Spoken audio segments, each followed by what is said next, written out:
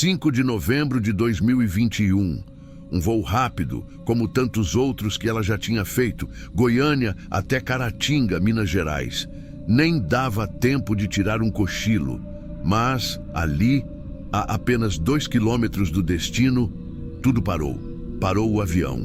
Parou o coração de milhões. Parou o Brasil inteiro. E até hoje, muita gente ainda repete: não é possível que a Marília morreu. Mas morreu. E nesse vídeo, você vai entender o que de fato aconteceu naquele voo, o que a investigação revelou, o que o laudo da autópsia trouxe e, mais que tudo, o que fica depois que a voz se cala. Para entender por que doeu tanto, a gente precisa voltar um pouco. Marília Dias Mendonça nasceu em 22 de julho de 1995, em Cristianópolis, Goiás. A vida dela nunca foi fácil. Cresceu com a mãe, Ruth, em Goiânia. Cantava na igreja desde pequena. Com 12 anos, já escrevia letra de música que adulto nenhum sabia escrever. E antes mesmo de subir num palco, ela já era gigante. Sabe aquela música "É com ela que eu estou", do Cristiano Araújo? Foi ela quem escreveu "Cuida bem dela", do Henrique e Juliano? Também. Mas em 2016, ela resolveu colocar a própria voz nas palavras. E quando lançou Infiel, aí o Brasil inteiro conheceu a potência que ela era. Com o tempo, Marília virou mais que cantora. Virou confidente de quem sofria, voz de quem foi traído, amiga de quem se sentia sozinho. Tinha só 26 anos. Já tinha ganhado Grammy Latino. Tinha quebrado recordes no streaming com Leão, Graveto, Supera. Mas não era só pelos números, era pelo jeito. Marília era gente, era acessível, era verdadeira. E era por isso que doía tanto ver ela partindo tão nova, de uma forma tão brutal. O que aconteceu naquele 5 de novembro ainda ecoa como um pesadelo. Era sexta-feira. Marília acordou cedo, organizou as coisas do filho, o Léo, que na época tinha menos de 2 aninhos. Depois embarcou num avião pequeno, modelo King Air C-90A, para fazer um show em Caratinga, Minas. Com ela estavam o produtor Henrique Ribeiro, o tio e assessor Abiciele Dias, o piloto Geraldo Medeiros e o copiloto Tarciso Viana. A viagem era rápida, menos de 1 hora. Mas às 15 horas e 30 minutos, moradores da região ouviram um estrondo. A aeronave bateu em cabos de energia da CEMIG e caiu no leito raso de um rio. Quando os bombeiros chegaram, encontraram o avião destroçado. Nenhum sobrevivente. O Brasil inteiro travou. Fãs chorando nas redes. Radialistas sem conseguir terminar o plantão. Gente desacreditando da notícia. E em meio à comoção, começaram os boatos. Uns diziam que o piloto errou a rota, outros que o avião estava com defeito. Tinha até quem dissesse que ela não tinha morrido, que tinha saído viva. Só que com o tempo, os fatos vieram. E eles doem, porque não tem mistério, tem só tristeza. Quando a gente fala de perda pública, como foi o caso da Marília, tudo vira notícia. Mas nem tudo deveria virar. A autópsia dela foi feita poucas horas depois do resgate dos corpos. E o que os legistas encontraram é duro, mas necessário entender. Marília teve politraumatismo. Isso significa que ela sofreu múltiplas lesões graves, simultâneas, em várias partes do corpo. Fraturas extensas nas pernas, costelas, braços e também na arcada dentária. Lesões compatíveis com impacto direto e forte, típico de acidente aéreo. A conclusão foi clara. A morte foi imediata. Ela não sofreu, não agonizou. Não teve tempo de tentar pedir ajuda. E isso, por mais doloroso que seja, foi um pequeno alívio para a família. Saber que pelo menos ela não teve tempo de sentir o que estava acontecendo.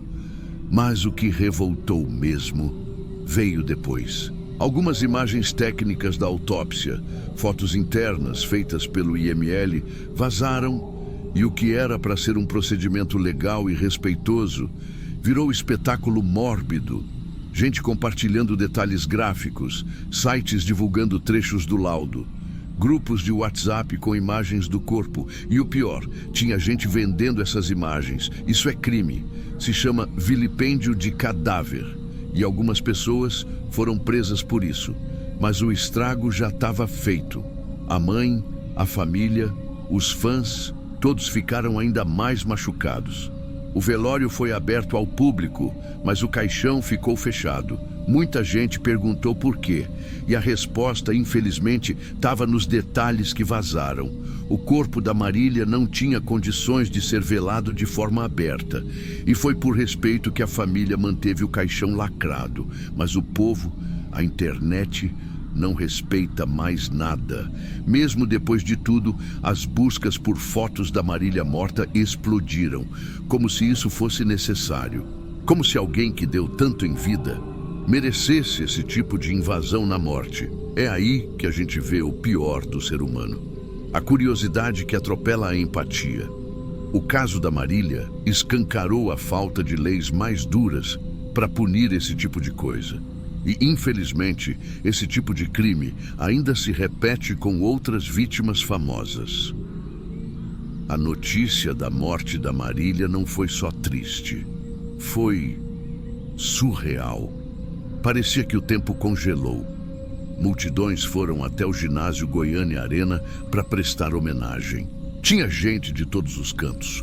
Jovens, senhoras, crianças, casais, fãs que atravessaram estados.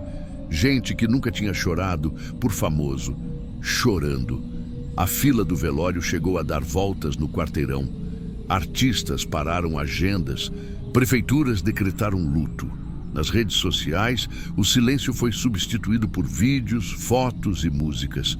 Foi um velório coletivo, um choro coletivo, uma dor que todo mundo parecia entender, mesmo sem conhecer ela de perto. Porque todo mundo já tinha sofrido ouvindo Marília, e agora sofria por ela. Mas, para além dos fãs, quem mais sentiu foram os que estavam sempre ao lado dela. A mãe, Dona Ruth, ficou sem chão. O irmão, João Gustavo, que também é cantor, desabafou dizendo que tinha perdido mais do que uma irmã, tinha perdido a melhor amiga. E o filho, o Léo, tão pequeno que não tinha noção ainda da ausência, mas com o tempo foi perguntando. E aí veio outro tipo de dor. A dor de explicar a ausência definitiva de uma mãe. Léo passou a ser criado pela avó e pelo pai, Murilo Huff, que também é cantor.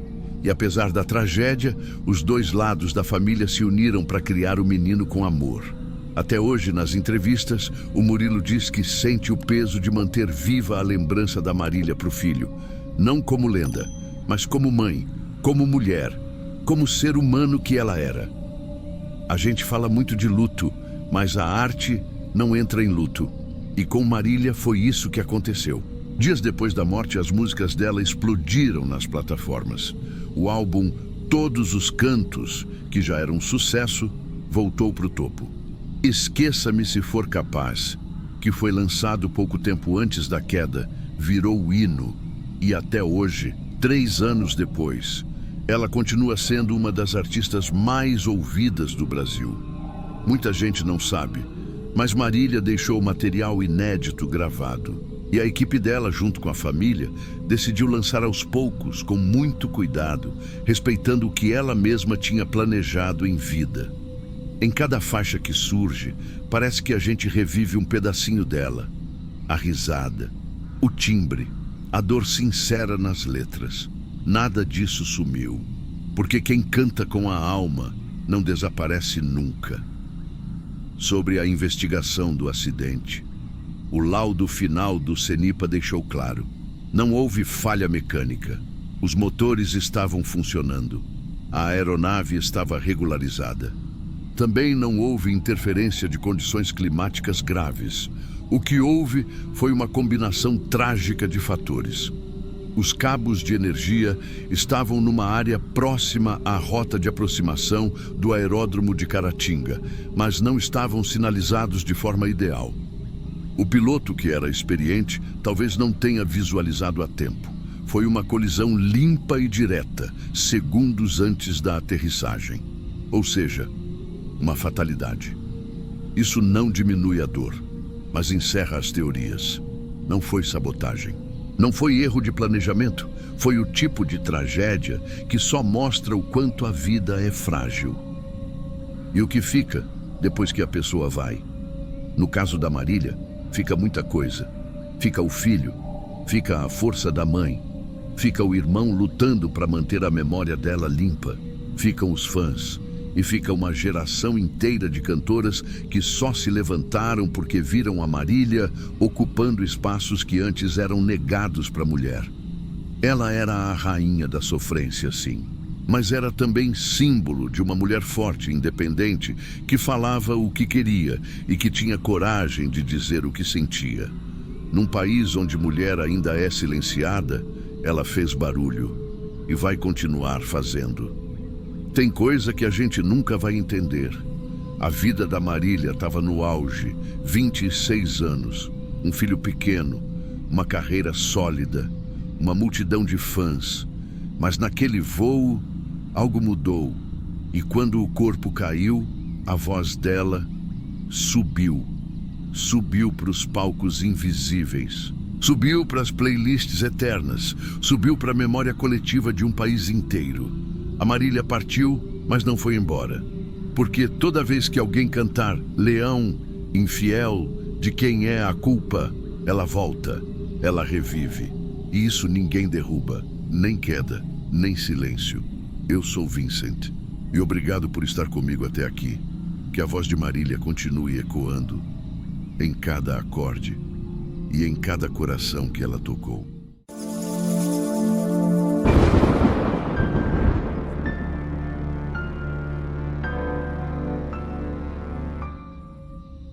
Eu aprendi a não me apegar, não ao nome, nem à idade, nem à história. A gente trabalha melhor quando se concentra só no que tem que ser feito. No corpo, nas medidas, na causa da entrada, no tempo da conservação. Mas naquele dia foi diferente. Começou igual aos outros. Corpo masculino, sem acompanhantes, trazido por uma funerária pequena da Zona Norte. Documento preenchido com letra corrida, meio apagada. Fui passando os olhos nos dados, nome, idade, data de nascimento, até chegar no endereço.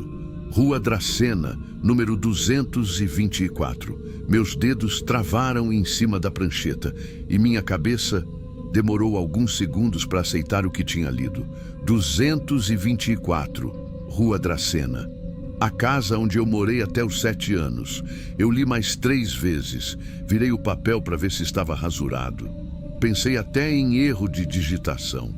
Mas estava claro. Era aquela casa. A mesma. Me deu um enjoo esquisito na hora. Sabe aquela sensação de que o corpo inteiro esvaziou? Como se alguém tivesse puxado alguma coisa de dentro? Eu fiquei em pé, imóvel, olhando o papel com aquela sensação de que alguma coisa errada tinha começado. E eu ainda não sabia o que era. Tentei empurrar o pensamento para longe. Gente morre em casas o tempo todo. Coincidência. Mas a cabeça da gente é danada para cavar coisa enterrada.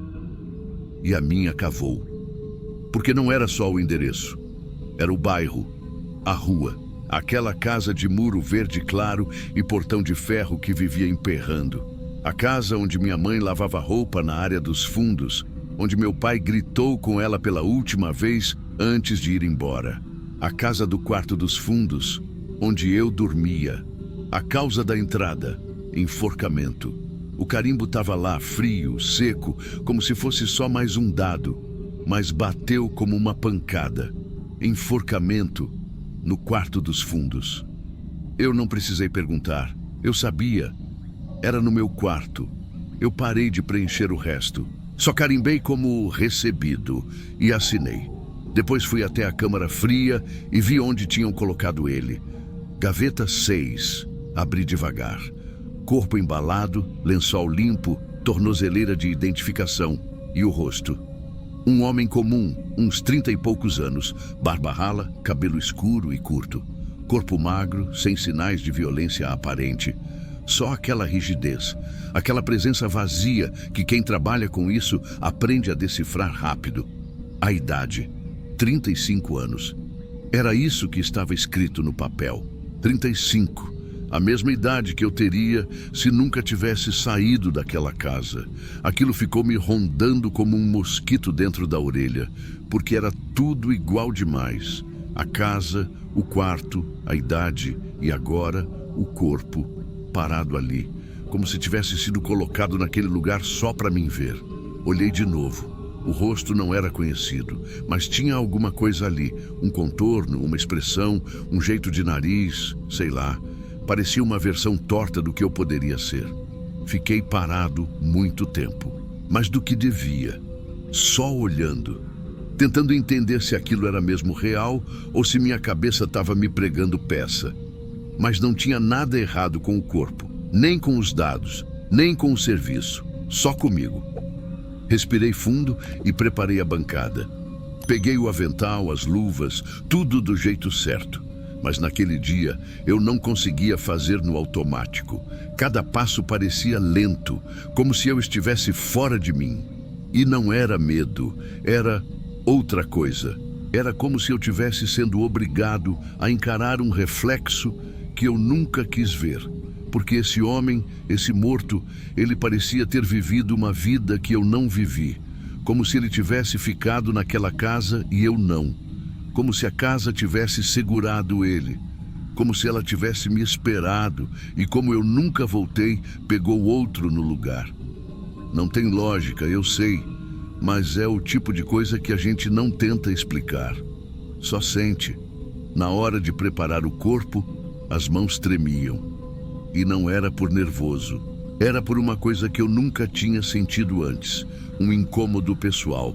Um desconforto que atravessava o avental, o jaleco, os anos de trabalho.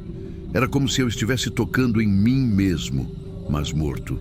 Me vi ali, deitado, com os mesmos olhos fechados, o mesmo rosto impassível, como se tivesse desistido de alguma coisa há tempo. E me veio uma pergunta: e se eu tivesse ficado? E se meu pai não tivesse ido embora? E se minha vida tivesse travado ali, naquele quarto abafado dos fundos? Era como se esse corpo tivesse voltado só para me mostrar isso. Eu continuei o procedimento, do começo ao fim, sem errar, sem pular nada, mas sem conseguir escapar daquele pensamento. Ninguém ali percebeu nada. Para eles, era só mais um caso, só mais uma ficha preenchida, mais um corpo limpo, mais uma causa comum. Ninguém falou do endereço. Ninguém viu o que eu vi. Quando acabei, cobri ele de novo, com o mesmo lençol limpo. Recoloquei a tornozeleira e fechei a gaveta 6. O clique do aço soou diferente naquele dia. Depois disso, fui até a sala de registros e pedi para conversar com a supervisora. Disse que a partir daquele momento só aceitaria caso por avaliação direta. Eu queria ver pessoalmente antes, analisar o local, o nome, o entorno. Ela estranhou. Perguntou se tinha acontecido alguma coisa. Eu disse que não, só que precisava desse novo critério. E ela aceitou, sem perguntar mais. Naquele dia, eu não contei para ninguém, nem para os colegas de turno, nem para minha mulher, nem para minha terapeuta. Guardei aquilo para mim. Porque tem coisa que, quando a gente fala em voz alta, parece que fica pior, parece que ganha forma. E eu não queria dar forma para aquilo. Os dias seguintes passaram meio arrastados. Eu fazia meu trabalho, como sempre. Entregava os corpos prontos. Atendia as famílias com o respeito que a gente aprende a manter, mesmo quando o mundo está desabando por dentro. Mas aquele caso não saiu da minha cabeça. Eu tentei deixar para lá, tentei racionalizar. Coincidência. Era só isso. Coincidência. E, se não fosse, o que seria então?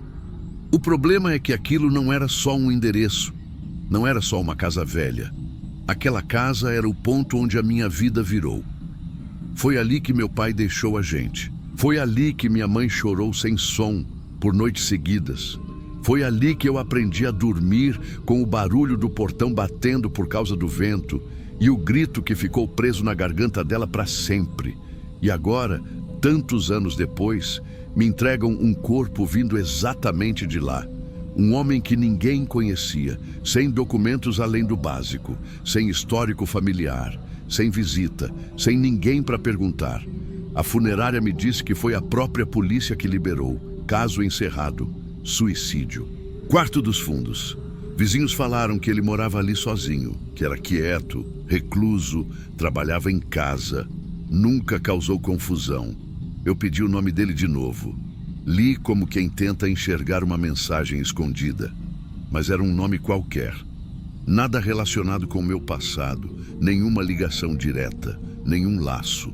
Mesmo assim, alguma coisa em mim não conseguia aceitar que aquilo era só isso. Voltei para casa pensando nisso. Sentei na mesa da cozinha e fiquei olhando para o nada, enquanto o café esfriava na xícara.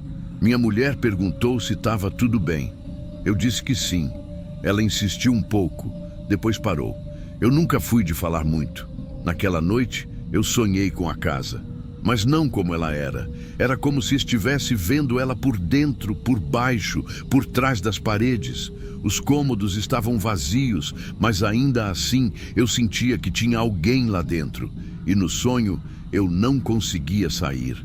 Toda vez que eu ia para a porta, voltava para o quarto dos fundos. Sempre para o mesmo quarto. Acordei suando e com uma decisão atravessada no peito. Na manhã seguinte, antes de ir para o trabalho, dei uma volta no bairro onde aquela casa ficava. Eu sabia exatamente onde era. Mesmo sem ir lá há quase 30 anos, a rua estava diferente. As casas pintadas de outras cores, algumas com muros mais altos, outras com grades novas. Mas aquela casa ainda estava lá. Mesma estrutura, mesmo número, muro desbotado, portão meio torto, estava fechada, com uma corrente no trinco e um aviso de imóvel disponível. Fiquei parado do outro lado da rua, olhando, o coração batendo num ritmo esquisito, porque por um instante me passou uma vontade doida de entrar, de ver o quarto, de conferir com os meus próprios olhos que era ali mesmo. Mas não entrei, porque alguma coisa em mim dizia que se eu passasse por aquele portão de novo, eu ia deixar de ser quem eu sou agora. E não queria descobrir quem eu seria no lugar. Voltei para o carro e fiquei ali, com a chave na mão, pensando em tudo que aquele corpo tinha trazido à tona. E aí entendi o que me incomodava de verdade. Não era o fato de ser a mesma casa, nem o mesmo quarto, nem a idade igual à minha. Era o que aquilo representava. Aquela casa me mostrou quem eu teria sido se tivesse ficado. Um homem sozinho, trancado num quarto abafado, sem ninguém, sem motivo para continuar. Um fim sem testemunha, sem bilhete, sem história. E talvez o mais assustador tenha sido perceber que poderia ter sido eu, se meu pai não tivesse ido embora. Se minha mãe não tivesse se mudado às pressas, se eu tivesse crescido ali, naquele mesmo quarto, vendo a vida passar pela fresta da cortina, foi como ver uma versão falida de mim, uma versão que não teve o rompimento, o corte, o trauma que empurrou minha vida para frente. E isso é o tipo de coisa que bagunça a cabeça. Na semana seguinte, começaram a chegar outros corpos, casos comuns. Nome, idade, papelada, preparação. Eu fazia tudo do mesmo jeito. Técnica, respeito, silêncio.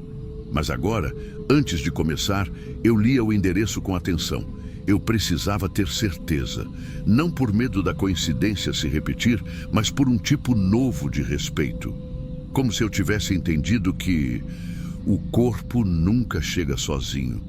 Ele vem com um rastro. Um pedaço da história que não está escrito na ficha. E às vezes, esse pedaço cruza com o nosso. Aquele homem da rua Dracena não voltou para me assombrar. Ele não apareceu para mandar mensagem, nem trazer maldição. Ele só viveu o que eu não vivi e morreu onde eu costumava dormir. Foi como se ele tivesse voltado no meu lugar. E agora que ele se foi, eu fiquei com essa sensação de que alguma coisa foi fechada ou aberta. É difícil dizer.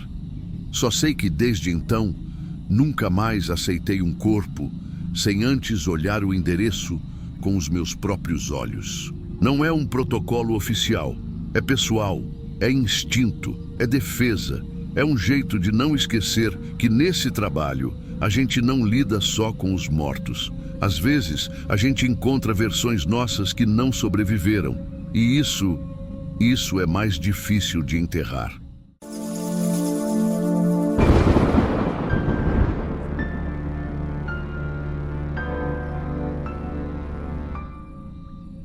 Eu lembro como se tivesse sido ontem, e olha que já vi muita coisa nessa profissão. O corpo chegou no fim da tarde. Homem de meia idade, bem vestido, barba por fazer, parecia tranquilo até na morte. Fiquei sabendo que era empresário, dono de loja, alguma coisa assim. Veio para cá direto do hospital. Causa natural, segundo o laudo. Infarto. A sala de preparo estava fria como sempre. Eu estava sozinho, como costumo preferir. Gosto do silêncio. O som dos meus próprios passos, o zíper do saco sendo aberto, a torneira pingando, tudo isso me ajuda a entrar no ritmo certo. Um ritmo que respeita o tempo de quem não vai mais ter tempo. Preparei o corpo como mandava o protocolo. Ele estava com uma camisa branca e um paletó bem alinhado. Roupas escolhidas por alguém, com certeza. A gente sempre tenta imaginar quem vestiu o morto. Se foi a esposa, um filho, uma irmã. Dessa vez eu não pensei muito nisso. A cabeça já estava cansada. No dia seguinte levei o corpo para a capela, para a cerimônia. Fiquei ali por perto, como de costume, fazendo os últimos ajustes. O salão não estava cheio, umas 15, 20 pessoas no máximo, e o clima era estranho. Não tinha choro alto, nem desespero.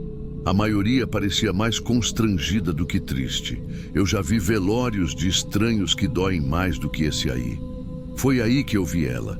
Uma mulher de cabelo preso, salto baixo, vestido escuro, entrou pela lateral da capela e foi direto até o caixão. Devia ter uns 50 e poucos anos. Não falou com ninguém, nem olhou para o lado. Ela se aproximou devagar e enfiou a mão no bolso do terno do morto. Não foi uma coisa demorada nem disfarçada. Foi seca. Um gesto só. Eu pensei que era uma carta. Algo íntimo. Uma última despedida. Já vi isso outras vezes. Gente que escreve bilhete, que deixa foto, medalhinha, até flor seca dobrada dentro da roupa. Coisa bonita. Gesto de amor. Mas o jeito dela me travou. Ela não olhou para o rosto dele. Não fechou os olhos, não fez o sinal da cruz, não chorou, só colocou o papel e saiu, do mesmo jeito que entrou. Fiquei com aquilo na cabeça. Mais tarde, quando terminou a cerimônia e eu fui ajustar o corpo no caixão, porque o modelo era mais raso que o habitual e o paletó estava fazendo volume, precisei remover o terno. Fiz com todo cuidado e aí lembrei do que ela colocou ali. Era um envelope. Pequeno, amarelado, com um nome impresso na frente. Pensei em deixar por respeito, mas algo me incomodou. Aquilo não era papel de carta, era mais grosso, papel tipo de cartório, de cobrança. Curioso, abri, e era exatamente isso, uma notificação judicial. Tinha o nome completo do falecido, um número de processo, valor da dívida, datas, assinaturas, carimbo. Tudo oficial, tudo frio. Era uma cobrança deixada no bolso de um morto, como se ele ainda tivesse como pagar. Segurei o envelope por uns segundos e senti um gelo que não vinha do ar-condicionado da sala. A mulher não tinha ido se despedir, tinha ido acertar contas. Aquela carta ficou um tempo na minha mão. Eu não sabia o que fazer, não era minha, mas também não parecia ser de mais ninguém. Porque ninguém ali se importava. Ninguém estava olhando. Nem ele. Eu devia ter fechado o paletó e deixado ali como achei que era no começo. Um bilhete, uma lembrança. Mas depois que vi o conteúdo, não consegui mais fingir que era só isso. Voltei o corpo para o lugar, ajeitei o terno de novo, sem o envelope. Guardei ele comigo. Não sei porquê. Reflexo, talvez, ou covardia. Guardei numa gaveta lá do vestiário. Tranquei, mas o barulho daquela gaveta fechando me deu um gosto ruim na boca, como se eu tivesse feito alguma coisa errada. ou como se tivesse me metido numa história que não era minha, mas era. Mais do que eu queria admitir. Naquela noite, cheguei em casa e não consegui dormir. Fiquei olhando para o teto, pensando naquela mulher, na postura dela, no jeito com que ela caminhou. Como se estivesse esperando por aquilo fazia tempo, como se estivesse esperando ele morrer. Não me entenda mal, eu não julgo, eu não sei o que ele fez para ela. Ninguém coloca uma notificação judicial no bolso de um morto só porque levou um calote qualquer. Aquilo tinha história, tinha tempo, tinha raiva guardada. E mesmo assim, eu não conseguia parar de pensar na frieza, na ausência de qualquer emoção. Ela não foi lá para chorar, foi para deixar um lembrete. E quanto mais eu pensava, mais aquela imagem se misturava com a minha, porque eu também tenho gente me esperando, e não é para deixar flor. Tenho um filho que não falo há mais de 3 anos. Ele me odeia, com razão. Sei que odeia. Nunca falou com essas palavras, mas eu vejo nas atitudes. Nunca responde, nunca liga de volta. Já tentei de tudo. E hoje, honestamente, eu entendo se ele nunca mais quiser saber de mim. Tenho ex-mulher com quem deixei dívidas. Parcela de apartamento, empréstimo de carro. Fui embora no pior momento, no susto, quando me vi afundando e não quis puxar ninguém junto. Não é desculpa, é só o que foi. Se eu morrer amanhã, vai ter gente que vai respirar aliviada. E talvez até alguém que venha deixar um papel no meu peito, não um bilhete de saudade, mas um extrato, um lembrete, como se dissesse: mesmo morto, você ainda me deve. Isso me engoliu por dentro. No dia seguinte, cheguei mais cedo no trabalho. Abri a gaveta. O envelope ainda estava lá, intacto. Pensei em rasgar, jogar fora, fingir que nunca vi. Mas de algum jeito, eu sentia que aquele papel era mais meu do que dele. Porque aquilo não era só sobre cobrança, era sobre ser lembrado da pior forma, sobre a única pessoa que ainda se deu o trabalho de ir até o velório ter feito aquilo. Não teve abraço, não teve lágrima, não teve flor, teve papel timbrado. Fiquei olhando para o morto por um tempo, antes de fechar o caixão, e me dei conta de uma coisa que me travou o peito. Ele morreu sozinho. Não porque não havia gente na sala, mas porque ninguém ali realmente chorava por ele. E isso me doeu, porque eu vi naquele morto um retrato do que pode acontecer comigo. Ninguém prepara a gente para morrer devendo. E não estou falando de dinheiro, estou falando do tipo de dívida que deixa o caixão mais pesado do que devia. Pedido de desculpa que nunca foi feito. Gente que a gente feriu e seguiu em frente como se não fosse nada. Coisa dita na raiva e nunca retirada. A carta dela era só o papel, mas o silêncio ao redor. Esse foi o verdadeiro peso. A gente costuma dizer que o pior do trabalho é lidar com os mortos, mas não é. O pior é quando os vivos aparecem para mostrar que quem está ali nem sequer foi perdoado. E você sabe o que mais me destruiu? Foi o fato de eu entender a mulher, de verdade. Eu entendi. Porque se fosse eu no lugar dela, talvez fizesse o mesmo. Ou talvez alguém fizesse isso comigo. Fechei o caixão devagar. Não porque ele merecia mais cuidado, mas porque eu não queria encarar a última imagem dele. Aquela de paletó bem passado, rosto sereno, mas completamente esquecido, apagado. O único gesto sincero que ele recebeu depois de morto foi um gesto de cobrança. E não tem embalsamamento que disfarce isso. Tem gente que espera o outro morrer para acertar as contas. E tem gente que vive esperando só o momento certo para deixar o envelope.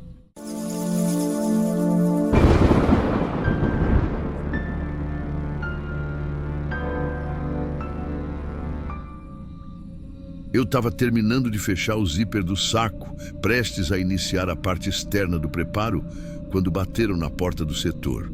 Não era a recepção. Foi direto ali. Estranho. A porta nunca bate assim. Quando abri, era um homem de uns 40 e poucos anos. Roupa simples, olhar direto, mas meio instável. Ele perguntou se podia ver o corpo do Sr. Milton, que tinha dado entrada naquela manhã. Falei que a liberação não era comigo, que ele precisava passar pela recepção e que a funerária já estava cuidando da parte burocrática com a família. Ele disse que não era parente, mas precisava ver o rosto. Só isso. Um instante. Falou baixo, mas firme, como quem sabia que não ia ter outra chance. Pensei em negar, a gente não costuma permitir acesso fora do previsto, mas alguma coisa no jeito dele me fez hesitar. Eu estava sozinho naquele turno. O corpo já estava limpo, sem cortes visíveis, e o velório seria fechado, só urna lacrada. Chamei o rapaz de volta, depois que ele começou a se afastar, e falei que podia entrar, só para olhar, nada mais. Ele entrou devagar, não olhou para os lados, não fez pergunta nenhuma, só chegou perto da maca, onde o corpo ainda estava parcialmente coberto pelo lençol azul. Eu puxei o tecido até o queixo do falecido e dei um passo para trás. A reação dele foi esquisita. Primeiro, ele encarou, olhou com uma frieza quase científica, como se estivesse comparando a imagem com alguma memória muito antiga. Depois franziu a testa, apertou os olhos e riu. Não foi uma risadinha. Foi um riso seco, alto, descontrolado. Uma mistura de deboche e nervosismo. Parecia que estava rindo de um absurdo que só ele entendia. Eu não consegui falar nada. Só fiquei ali, parado. Ele continuou rindo por alguns segundos que pareceram minutos. Aí parou, endireitou a postura. E antes de sair, jogou uma frase curta que me acompanha até hoje. Agora está explicado por que minha mãe nunca me mostrou uma foto dele. E foi embora, assim, sem olhar para mim, sem agradecer, sem choro, sem raiva, sem nada. Fechei a porta e fiquei ali, imóvel, a frase ecoando na minha cabeça. Voltei para o corpo. O Sr. Milton estava ali, calmo, rosto liso, sem marcas, sem pistas, só um velho com expressão neutra. Dei sequência ao preparo externo. Vesti o terno, ajeitei a gravata, alinhei o colarinho. Mas a cena não saía da minha cabeça. Quem era aquele cara? Por que precisava ver o rosto? E por que riu daquele jeito? Alguns dias depois, conversando com a recepcionista, descobri por acaso que um homem tinha aparecido ali, dizendo que era filho do Sr. Milton, mas não era reconhecido oficialmente. Nem estava nos documentos. Tinha vindo só por conta própria, sem avisar ninguém. A mãe dele, segundo ele mesmo, nunca mostrou uma foto do pai. Só dizia que ele não era alguém que valia a pena conhecer. E mesmo assim, quando soube que o homem tinha falecido, apareceu. Para ver, só ver e rir. Nunca mais voltou, nem para enterro, nem para assinar nada. Ninguém mais o viu, mas eu vi. E aquele riso ainda para no fundo da sala toda vez que trabalho com alguém que em vida deixou pontas soltas demais para trás. Tem dias em que a gente termina o plantão e vai embora com cheiro de formol na roupa e nada na cabeça. Outros a gente leva uma cena junto, um olhar, um som, uma frase que não pediu para ouvir. Aquele riso me acompanhou por semanas, não porque foi alto, não porque foi esquisito, mas porque foi solitário. Sabe aquele tipo de riso que parece mais um desabafo do que uma reação? Que não tem graça nenhuma, mas sai do mesmo jeito? Eu já vi muita coisa nessa profissão. Família brigando por herança do lado do caixão. Filho chorando porque não reconheceu o pai sem cabelo. Gente desmaiando quando encosta no vidro. Mas rir daquele jeito nunca tinha visto. E por algum motivo me afetou mais do que eu queria admitir. Naquela semana eu comecei a pensar em coisas que há muito tempo eu tinha deixado num canto. Na minha própria história. Na figura do meu pai. O meu tá vivo, em algum lugar. Nunca conheci. Minha mãe também nunca mostrou foto. Mas nunca fui atrás, nunca senti falta, até aquele dia. A diferença é que eu nunca precisei ver o rosto para saber que não valia a pena. Ou será que precisei? Comecei a lembrar da voz da minha mãe me dizendo que algumas coisas a gente não precisa saber, que tem gente que é melhor manter no passado. Mas E se um dia ele parar na minha mesa? E se eu tiver que preparar o corpo de alguém que, no fundo, me pertence? Será que eu ia rir também? Ou ia ficar em silêncio? Será que eu ia reconhecer alguma coisa? Fiquei uns dias mexido com isso, mais do que gostaria de admitir. Não comentei com ninguém, nem com os colegas, nem com a recepção, nem com minha esposa. Mas toda vez que um corpo dava entrada sem familiares próximos, eu me pegava olhando 2 vezes, tentando ver sinais, sem saber do quê. Comecei a entender que o que mais me incomodou naquela visita não foi o riso, nem a frase, nem o segredo. Foi o fato de ele ter aparecido, de ter tido coragem de encarar o rosto de um homem que o ignorou a vida inteira. E de ter saído de lá com a única coisa que precisava, uma confirmação. Mesmo que não tenha servido para nada, mesmo que o riso tenha sido só uma defesa contra uma decepção. Porque às vezes, tudo o que a gente quer é saber se era verdade, se era isso mesmo, se era só isso. A verdade pode doer, mas o que machuca de verdade é o que a gente nunca viu. E ele viu e riu. Eu continuei.